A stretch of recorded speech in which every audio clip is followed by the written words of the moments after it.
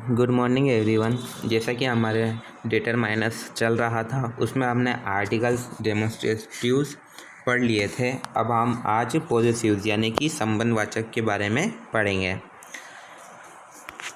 My, our, your, his, her, its, their are called possessives. इनको जो है संबंधवाचक सूचक कहा जाता है। ये संबंधवाचक सूचक है। ये अगर कहीं आ जाए तो आप समझ लीजिएगा पोजेसिव्स है, ये संबंधवाचक सूचक है। And these are used to indicate relations of things और एक्शंस विथ अदर थिंग्स और नाउन्स। इनका उपयोग अन्य चीज़ों और क्रियाओं का संबंध दूसरी अन्य चीज़ों या क्रियाओं के साथ इंगित करने या बताने के लिए किया जाता है। यानी कि ये जो वर्ड्स है इनका यूज़ किसी चीज़ या संज्ञाओं का दूसरी चीज़ या संज्ञाओं के साथ संबंध बताने के लिए यूज़ किया जाता है। जैसे कि इसका एग्जांपल देखते हैं हम first. He is my brother, वह मेरा भाई है। Second example, your brother is coming, तुम्हारा भाई आ रहा है। तो इसमें हमने माई और यूअर जैसे पोजेसिव्स का यूज़ किया गया है। तो ये जो हैं पोजेसिव्स कहलाते हैं ये वर्ड्स। इनका यूज़ संबंधवाचक सूचक के रूप में किया जाता है। आगे बढ़ते हैं हम, इसका फोर्थ देखते हैं। फोर्थ है इसका क्वांटिफायर्स यानी कि परिमाण। जहाँ परिमाणकों की बात की जाए या किसी का परिमाण लिखा जाए तो उस तरह के सेंटेंस में हम बारे में हम पढ़ेंगे।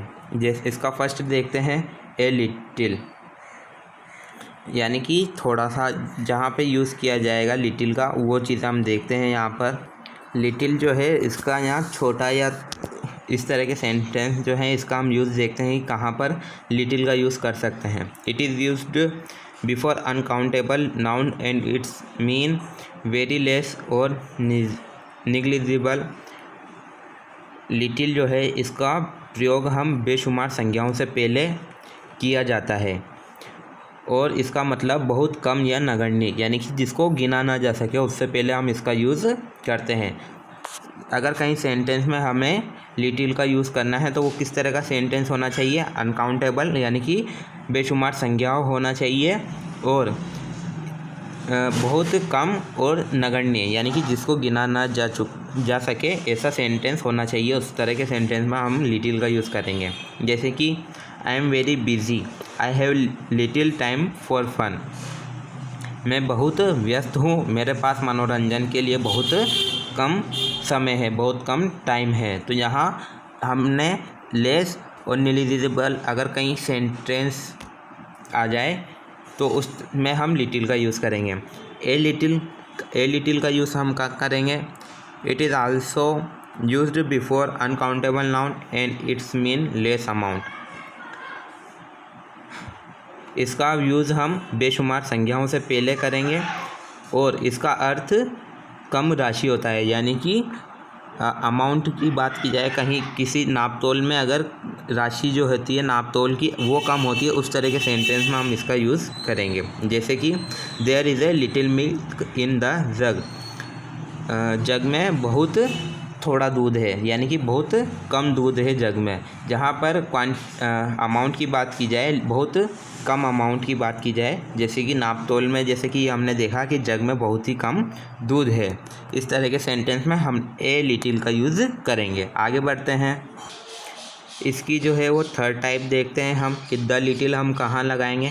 It is also used before uncountable noun and it's mean all that very less, यानी कि इसका यूज़ हम बेशुमार संज्ञाओं से पहले करेंगे और इसका मतलब है कि यह सब जो है बहुत कम है। यहाँ पर ऑल यानी कि सब की बात की गई है, जो सब कुछ है वो बहुत कम है। जैसे कि इसका एग्जांपल देखते हैं हम, I ate the little food you give मी।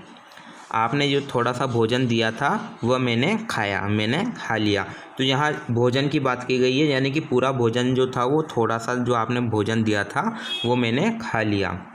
उसके बाद हम आगे बढ़ते हैं, फ्यू।